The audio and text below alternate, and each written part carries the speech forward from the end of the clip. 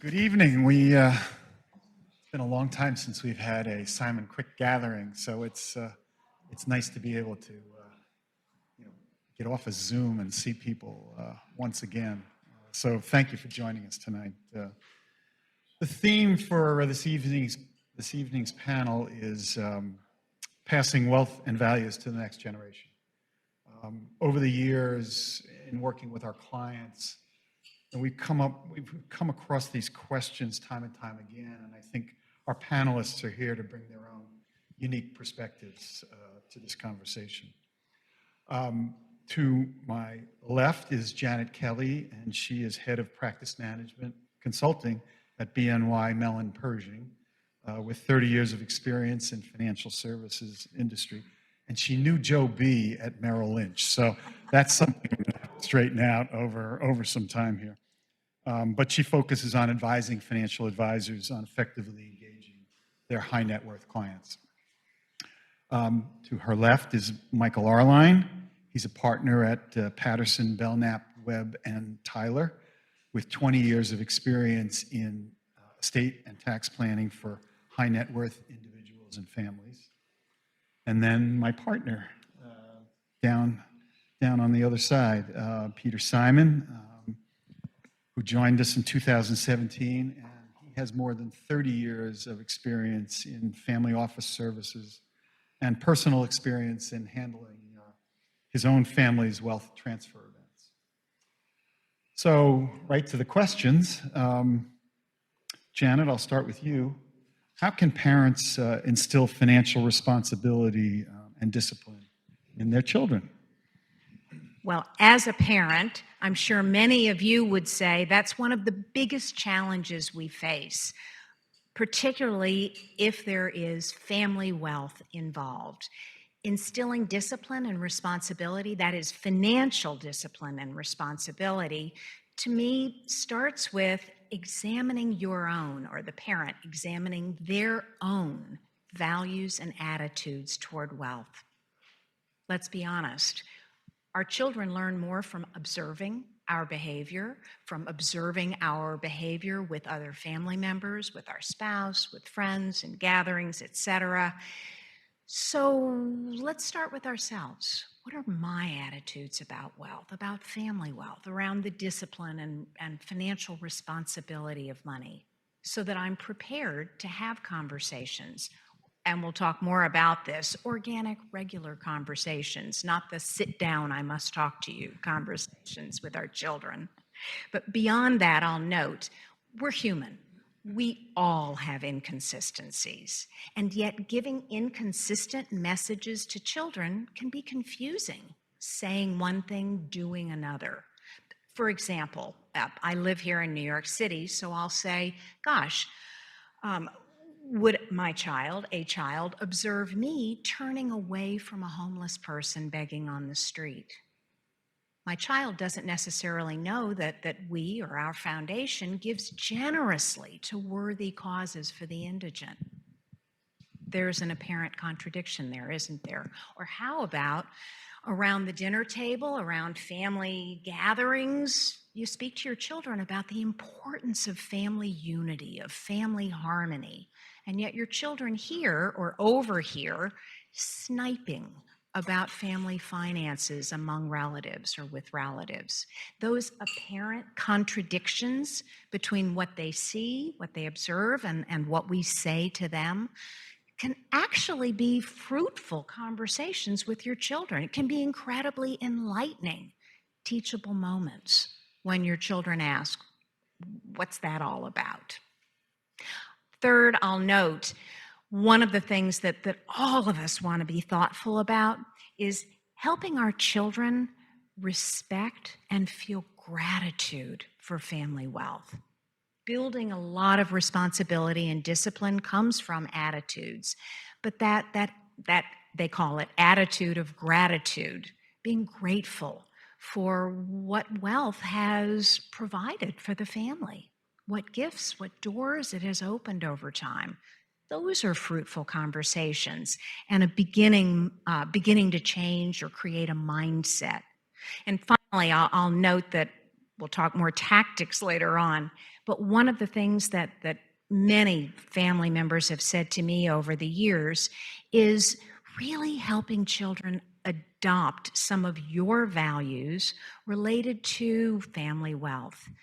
It is a resource to be used, to be respected, to be nurtured, rather than used up or taken for granted, or even worse, abused. So you're hearing me say things that I think as parents, many of us know, but it really starts with us exploring our own attitudes and how we behave, and using some of those disconnects as opportunities for really enlightening conversations. Thank you. That's interesting. Peter and I, our sons, our 36-year-old sons, went to a private school out in New Jersey, and we, as dads, went with our sons to one of the poorest counties in Kentucky, and that made a lasting. Those conversations that generated were really important to, the difference between how these people lived and how we live, and so yeah, there's all kinds of teaching moments, I guess. Well, that we could. I'll give kudos to both of you for opening the doors to something uniquely different, and that allowing that experience to be an opportunity for all kinds of conversations. I'm sure the questions they asked or the comments they made really prompted some interesting discussions. And we all know as parents, this is true too, timing is everything. That individual, that child or young adult is telling you, I am ready for this, by asking some of those questions. But you opened the door to the experience. Good for you. 12 hours on a bus wasn't my idea. Well, Michael, what are the pros and cons of disclosing wealth to your children? Timeline, maybe, if what you've seen in your practice? Well, thank you for having me, first of all, and thank you to Darcy for all the work she did to plan this event. It's nice to be here. I had two firsts today. One was my firm's cafeteria reopened, and I had lunch for the first time at the firm cafeteria, and this is the second. This is the first in-person business event that I've been to, and it feels good to be back. So I wasn't delaying to answer the question. It's a very, very hard question.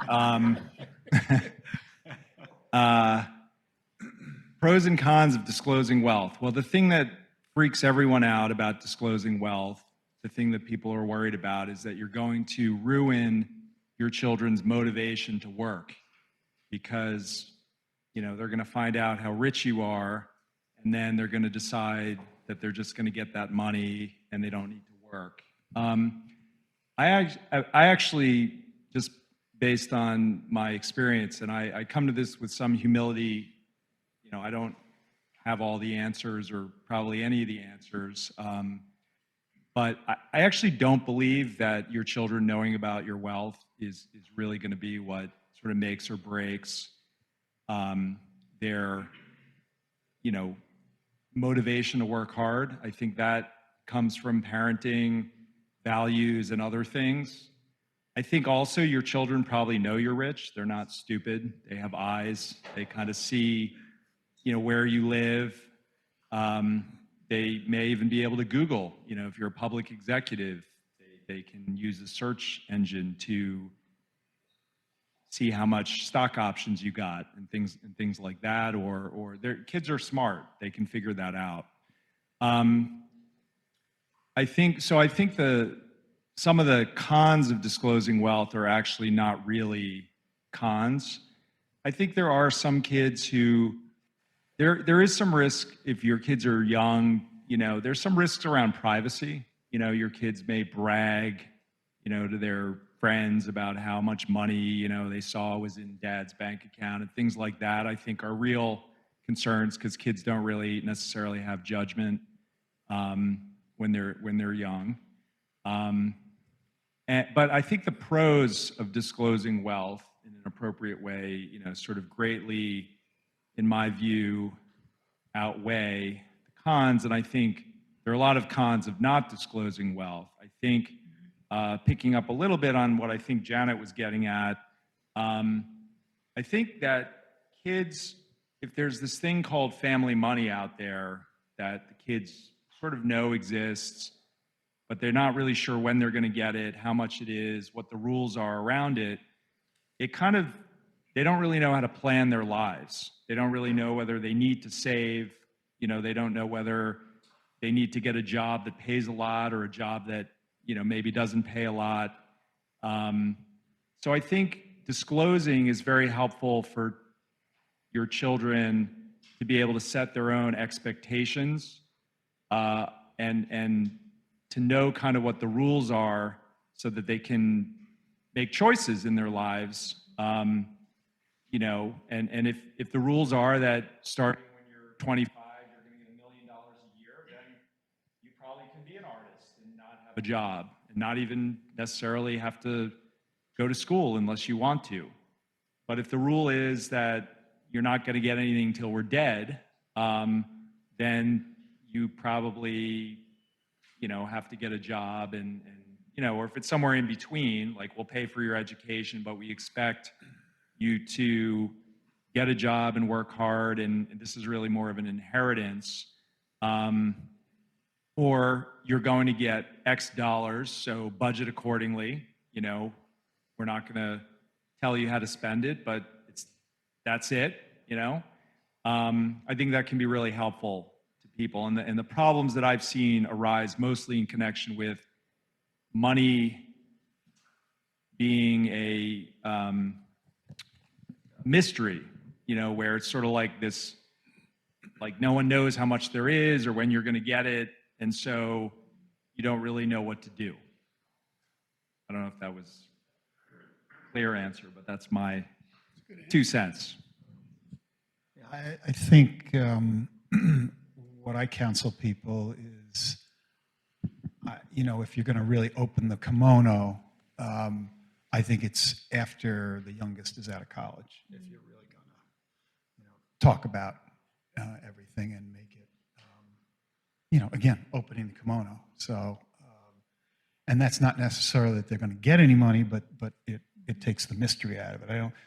I agree with you. I mean, we didn't have the internet, but I mean, the internet is, Googling, and they know more than you'd ever think. So, but the other thing I found was they didn't want to invite their friends to our house.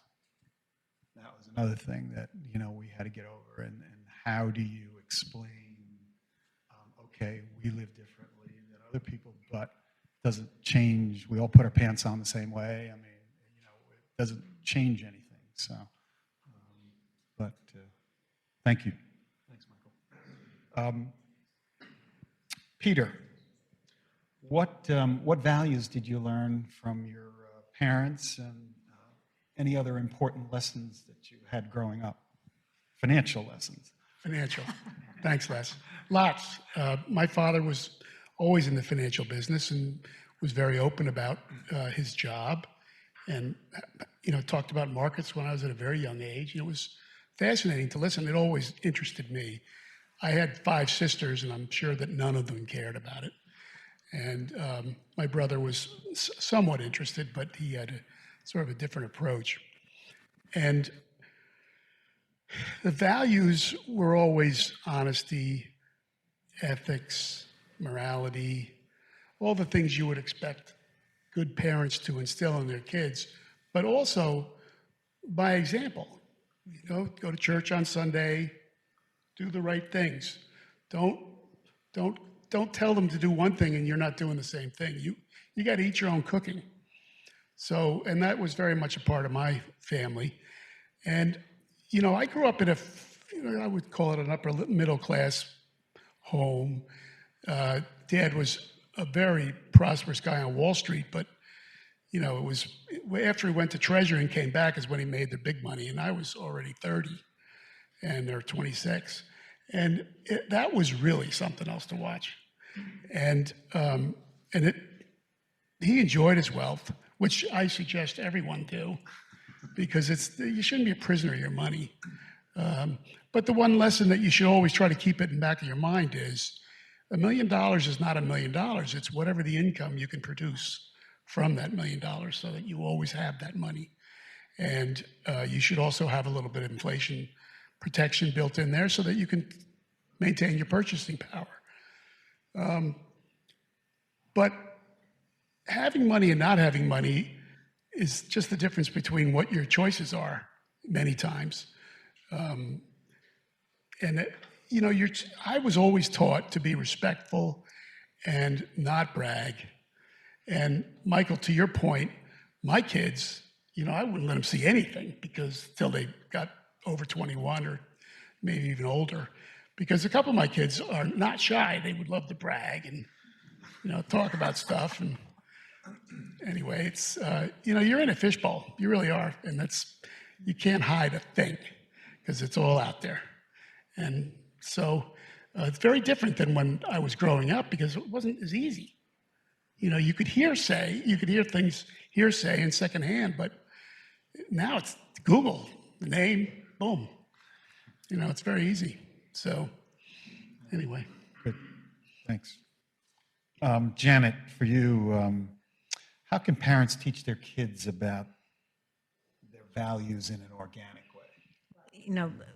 All three of you brought up values in one way or another. It's such a core topic, not even related to money, but about ourselves as human beings, ourselves as parents, for example. But I'll note that as parents, it always, for me, starts with look inside, so forgive me, I'll go there first. But as a parent, explore, identify within yourself, are there any issues around our family wealth that we avoid discussing? You don't have to change your behavior. You may still wish to keep those things private or quiet, but know what those issues are and your reasons for avoiding them, whether it's across a broader family network or yourself and your spouse, for example. Know what they are and why. So when your child of any age brings up one of those topics or confronts you in some way with a question, you're prepared with a thoughtful and authentic answer. Michael, you brought up the idea of secrets before. Some of the things that are most frightening as well as most confusing to children are the things that appear as secrets. Let's take the mystery or even potentially the sexiness out of a secret if there are topics that you avoid discussing. Now, let's go to the more positive side, though, of imbuing our children with values. Know the family values, both real and professed, and be prepared to communicate regularly and often about them. For example, very openly and sincerely share with your children all the ways in which your family, aside from money, is rich. Your family heritage, your history, your talent, your ethic, your integrity. You mentioned those things, Peter. The wisdom, the drive that you bring, some of those God-given inherited talents, your blue eyes, your long legs that allow you to run fast on the track team, all the ways in which your family is rich, not about money. Help your children really recognize that we're not all about our big house or our second, third home, our special toys that we have, the differences between ourselves and others. Be clear and honest. I said this before, but I must repeat it because it relates to values. Be very clear and honest about what the family wealth has provided for the family. That building a culture of respect and gratitude for the opportunities that we have and to feel grateful for them. I'm really trying to avoid us raising overly entitled children, aren't I? Because I so worry about that. I think we've all seen it, and it's not something we want to repeat. Peter, I know you believe that often encouraging clients to encourage their children to take a job and experience the world of work before any family wealth comes their way. I love that idea. I too have counseled and worked with families who found that to be a really strong way to begin to allow your child to experience some of the values that I know you and many of us share around responsibility, discipline, pride in a job well done, pride in accomplishment that again has nothing to do with the family money, but everything to do with living those values. And I guess finally I'll say, because we must talk about how our values, many of us, include impacting the world around us, our community, the people that live near us in our community, those who are less fortunate. If your values encompass some of those philanthropic or charitable endeavors, find ways to imbue that spirit in your children. Consider a community service commitment or a volunteer job perhaps, but a charitable work requirement. Log your hours. Keep a journal of your impact. Report out on it. So your younger children and even teens can begin to build that spirit of giving that has nothing to do with writing a check, but everything to do with making a commitment and living up to it and having some sense of accomplishment from it. So it all starts with exploring your own values, exploring your values and issues around family wealth, and helping your children in just those natural conversations begin to appreciate and understand those. Having those healthy, no secrets conversations is a terrific way for you to open those doors, at least that I've seen among other financial advisors who work with families and families I've worked with. Any thoughts on that, Les? Well, I think the philanthropy, well, philanthropy is one angle, but I also think my dad was a big one. He said, look, you can always, and we didn't have a lot of, we grew up very nicely, but we didn't have a lot of money. And my father said to us when he made some money in the late 80s, he said, look, you can always write a check to a charity. He said, and that's important.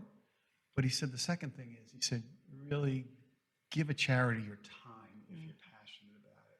And that is really worth a lot of money. And that kind of rolls down, okay? Because your children watch you do that. And I think that's very important. I don't know, does anybody else have a thought on that? I mean, Peter, philanthropically. Oh, I mean, living by you example. guys, I mean. Teaching your kids to be philanthropic by example is actually, if you're inclined to do community service, which I have been all my life, very rewarding, and the kids see it. You know, you come home at 8:30 instead of 6 o'clock. Where you been? Well, I was at a hospital board meeting, or I was at Covenant House, or this, that, and it was fun to talk to them about it and explain what the charity actually does and what they're accomplishing and what the weaknesses are, and because in the end, all these nonprofits, they're businesses too, and so. Great lessons to be learned there. Absolutely. Michael, what are the pros and cons of utilizing trusts to pass wealth? Well, That's a soft pitch. That's a pitch right down the middle. Okay. So I think that trusts are obviously, as I said, I mean, every day I set up trusts for different purposes. I think trusts clearly have several benefits. They are necessary to achieve certain tax results if saving taxes is a goal, which it is for many people. I think trusts provide a legal mechanism for there to be more or less a babysitter for money for people who are either too young or due to special needs or other circumstances can't manage that money themselves or make responsible decisions around it. A trust is literally designed for that, where you have someone who benefits from the money, but someone else who's in charge of it and has a fiduciary responsibility to that beneficiary. I think also trusts offer creditor protection, asset protection. So even beyond the point of time when someone would need a trustee because they're not responsible enough to manage money, I'm a big proponent of lifetime trusts because, even responsible people get divorced or run over people with their car or get sued. And if you can provide wealth to your children in a way that offers them protection from those things, why not do it? I think the cons of using trusts are that trusts can be improperly designed. So I think when I design trusts, and I'm designing them for someone who is not particularly irresponsible, if they're young, maybe they're appropriately irresponsible for their age, but they will likely become responsible.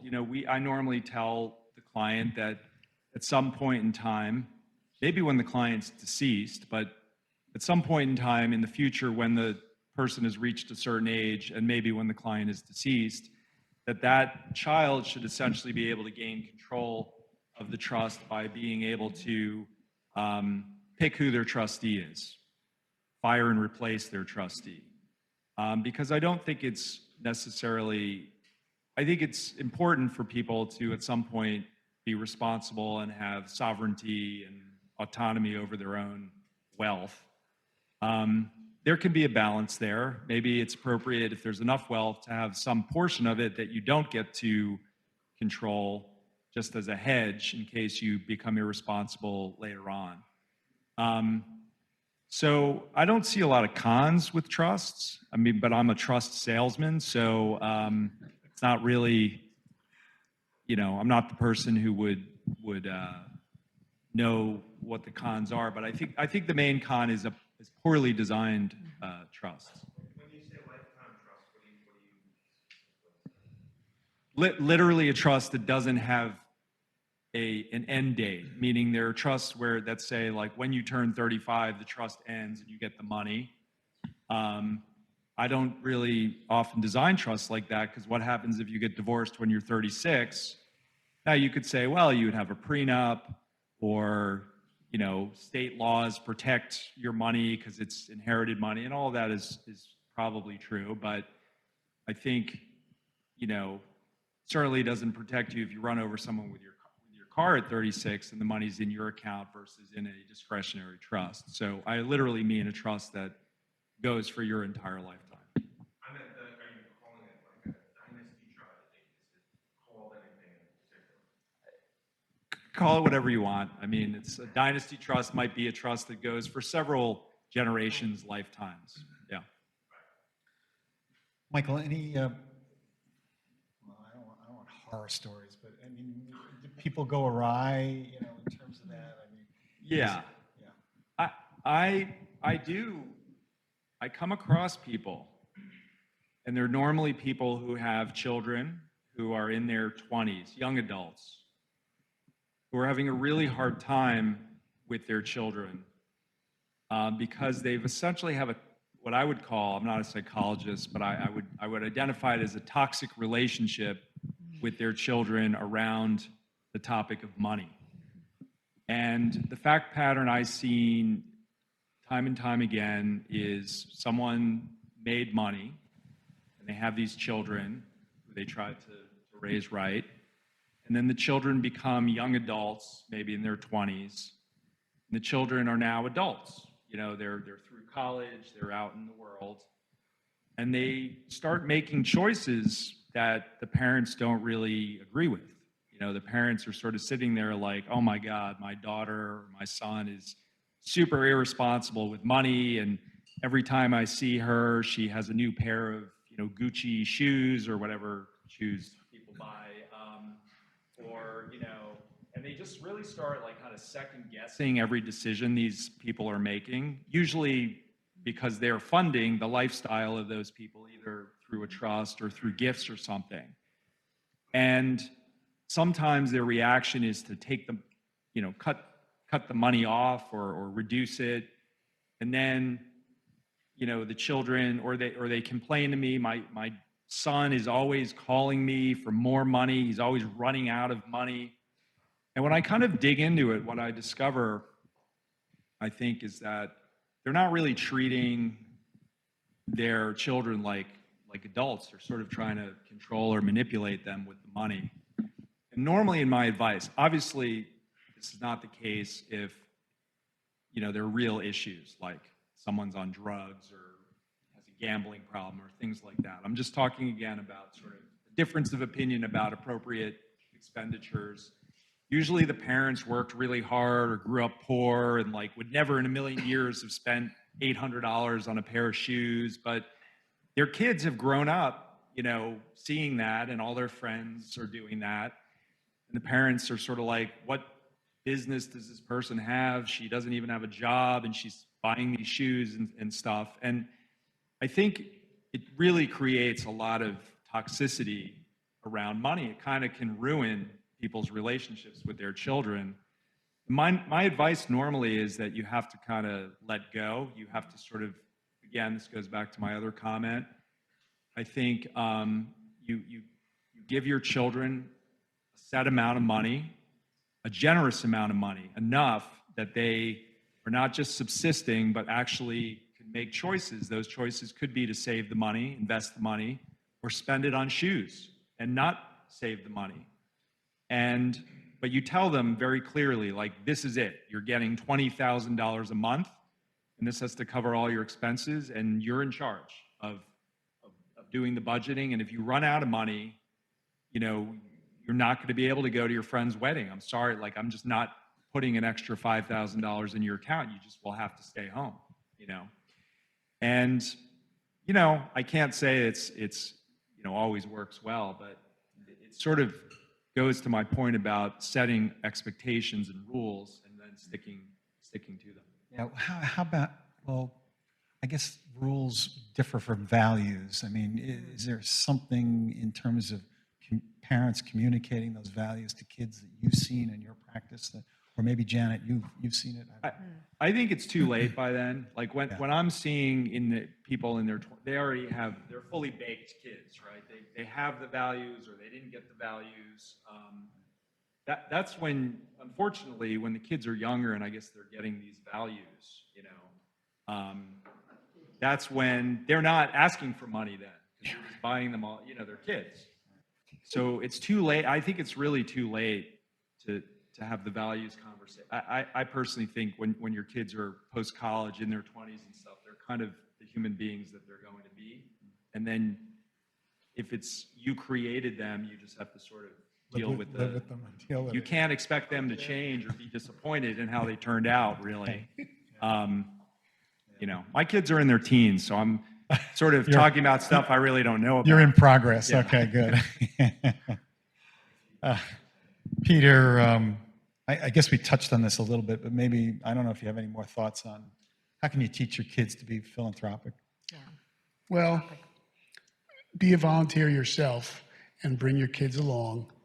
And as I said before, talk to them about what the charities are, but most importantly, make them realize that there are people in the world that just aren't as fortunate as us. And there are a lot of them. And if you have resources, you owe it to help them. Now, I'm not talking about redistribution of wealth, don't get me wrong. I'm just talking about helping others. Very simple. And it's a wonderful concept, and you don't have to kill yourself, you just should do it. And the kids see you, they watch, they're always watching. And, sometimes you hear them talking in another room and just sort of say, oh, why did I say that? But, but anyway, they're sponges, they really are. They see it. I have a couple more questions, but if somebody has a question out there, I'd be happy to. Christopher Moore? Thank you. We can hear you. My question is to each of you. What is the biggest kind of mistake that either you've made or you've witnessed when passing wealth to the next generation?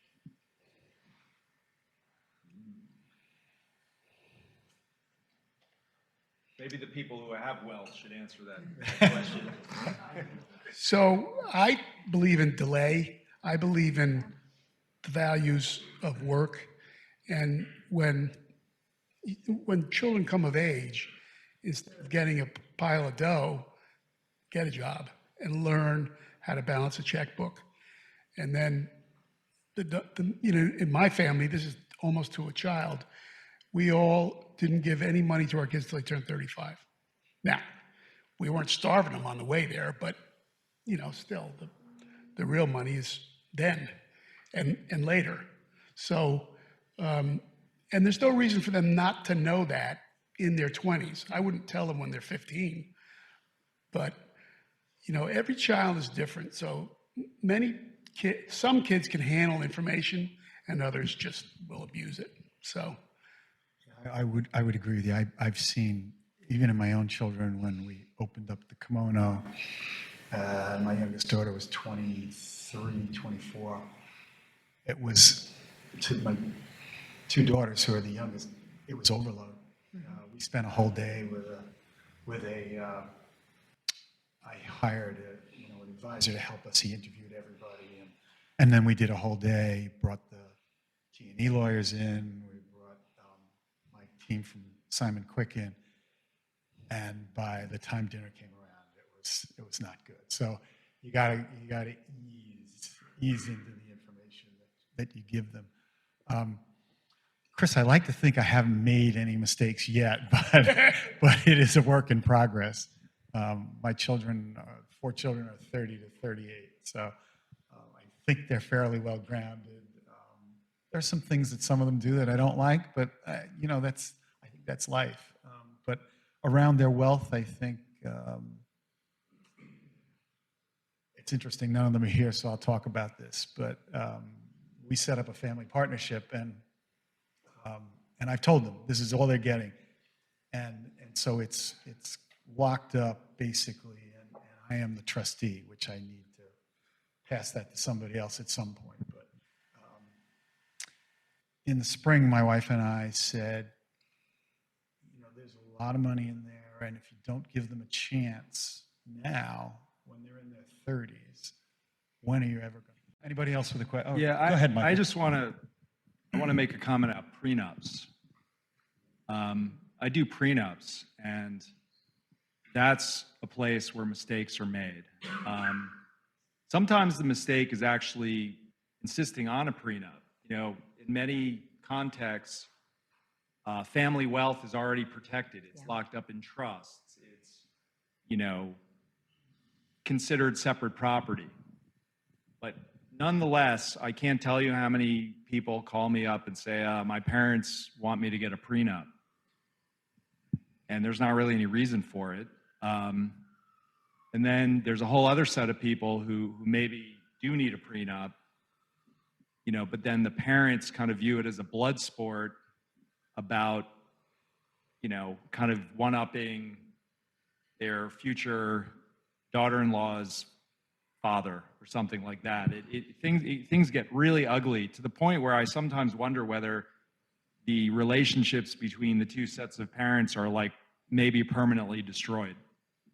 So I think prenups are really certainly appropriate. I do many of them, but I think people really need to be very cautious about insisting that their children get prenups and thoughtful about whether it's necessary. And then if they do decide it's necessary,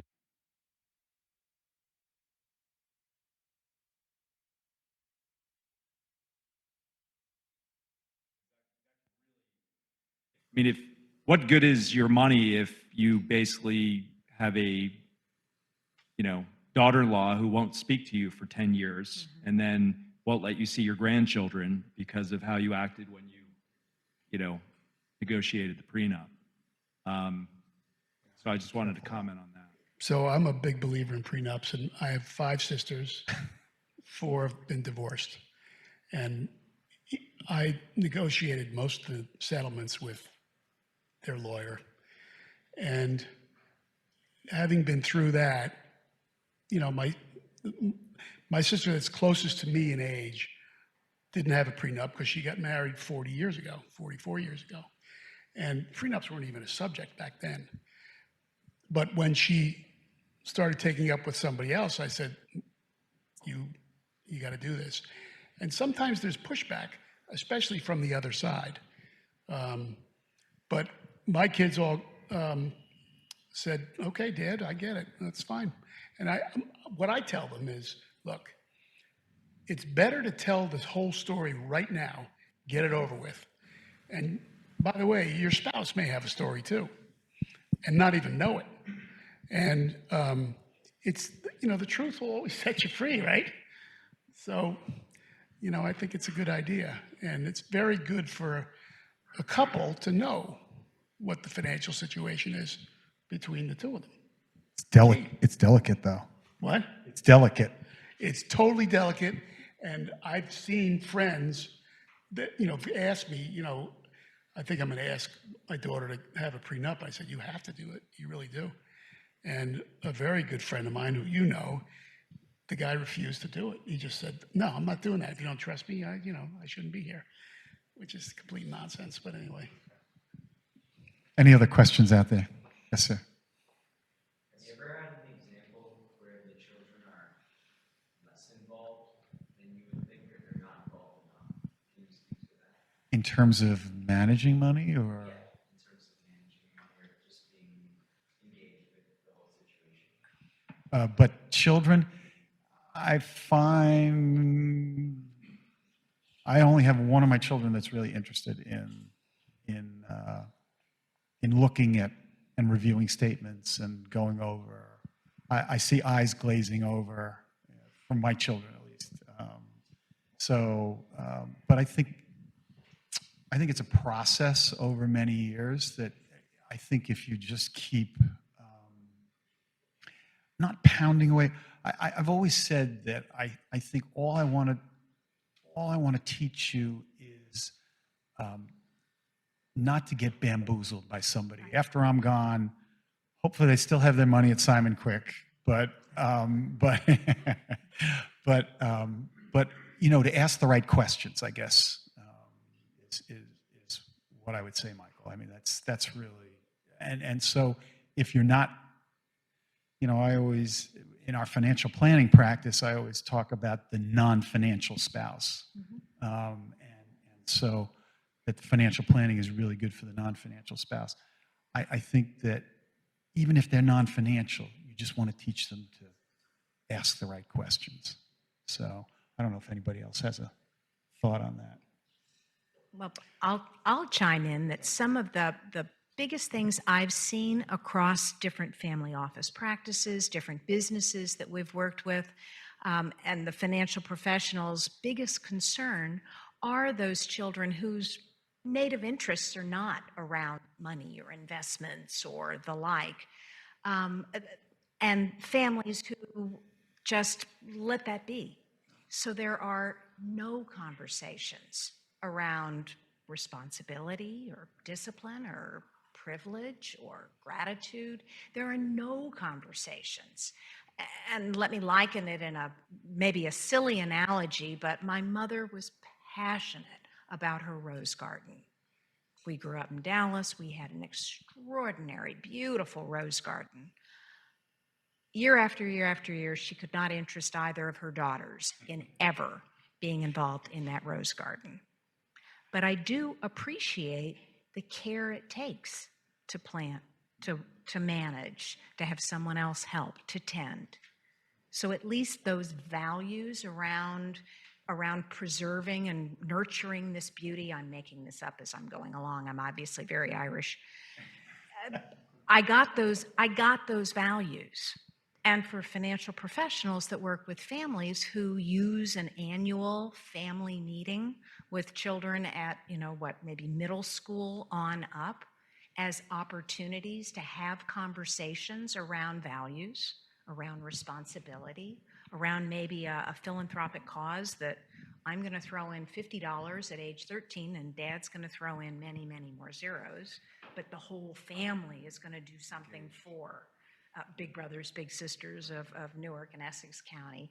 I've seen those be powerful ways for parents who may not be comfortable to engage their financial professionals to facilitate those really healthy conversations that may open doors to the more technical and absolute dollar conversations that come as those children become older in their 20s, say. So that's exactly what my questions are. Thank you, all the panelists. This has been, very thought-provoking. Good. But those candid conversations, I'm getting that right now. My son's not 20, he's 14. He asked me flat out, how much do you make? Wow. Flat out. And how did you answer? I was dancing. Bless your heart. While I agree with you, there shouldn't be secrets. We speak about values. We're open about money. Dad worked hard. We did what we did, and that's why we're very fortunate. And we teach them gratitude. But when he asks a direct question like that, he wants to know. And if you do what I did, you start to get into that secretive kind of. So it's like It's hard. Use techniques and Right. we try and do. And, we have a trust set up, but then it's like he's asking these direct questions. How do you answer it and not sound secretive? I think you try and give facts on both sides. What you have to do is, or what I've done in the past is, if I don't really want to tell a young person what I made last year, I start talking about it. I say, look at what you have here. Look where you live. We have help. We have all these clubs. You all go to private schools. This stuff is expensive. And, just giving you a number, that doesn't really do you a lot of good. And then I go and choose the lowest number I've had in 10 years. So that's exactly what I did. But that's what I did. But the other point with the internet, he looks it up. He goes, "You made $200,000." I didn't make $200,000. But he saw it and said, "That's what you made." And then he said, exactly. He dialed it all the way back to how do we pay for this house and this, and how do we go here, and how do we do private school. He started adding it back to me. Yeah, you can't do that on 200 grand, right? With the 200,000. So now what do you say? You say, well, I had some savings or something. I don't know. You got to make it up. Exactly what I did. Say, go to your room. But I think Enough questions. We'll I think talk the to you one- about this later. Yeah, I think the one point is that we talk about this in our house. We don't talk about this outside our house. now Okay, there's an opportunity. Yeah. that I think is, we had some of those conversations too, and it's only here that we talk about that. That's the only. I guess they're running out of. This must be the end of the panel because it's running out of juice. But yeah, I think that's if you can keep those conversations. I think it was you, Janet, said, well, somebody's going to go out and brag about it. Or It Michael. was said Michael, that, who yeah. has seen I mean, families Yeah, break those I rules. think that's really what.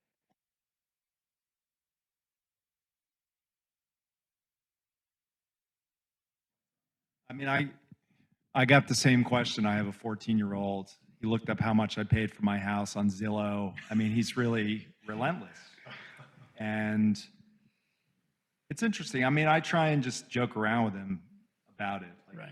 He asked the question, but I think he's kind of provoking me. Like, I don't think he actually thinks I'm going to tell him. So, I might say to him, well, how much do you think I make? And then kind of like, he'll say something, and then I'll say, come on, how do we afford all this on that? And then I just sort of never really answer the question, but just kind of like, because it's usually it's not a serious question when he asks me. It's more like a provoking, he's just sort of testing or provoking.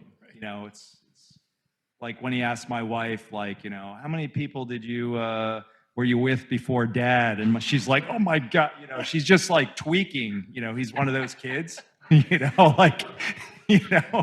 so I just kind of give it back to him a little bit, I might say like, well, how much are you going to make? How are you going to afford to, so it's an aggressive question. So I sort of give it right back to him a little bit without answering. That's has worked. Thank you, everyone. You're welcome. Any other questions before we break? George? Hey, Les or Peter, how have you integrated the kids into your family philanthropy? You bring them to things. You talk to them about what you're doing. You come home after some encounter you've had or a meeting or whatever, and they say, "Where have you been?" "Well, I've been here, and this is what we did." And I was always on the board of the schools that the kids were in, so I had to watch what I said to them because they'd go and one of my kids in particular would go right to the playground and say, But you talk to them as openly as you're comfortable, and you'll know when you're crossing the line, and then it's time to change the subject. If you don't mind, I was thinking about when they are older, Right. when they're in their 30s. Oh.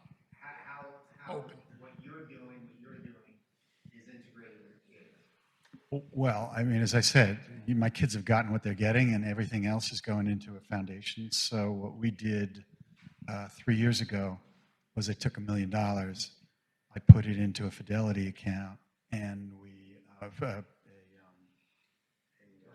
donor advised fund. advised. Thank you very much. Donor advised fund, and they each get, so that 5% should throw a 50,000.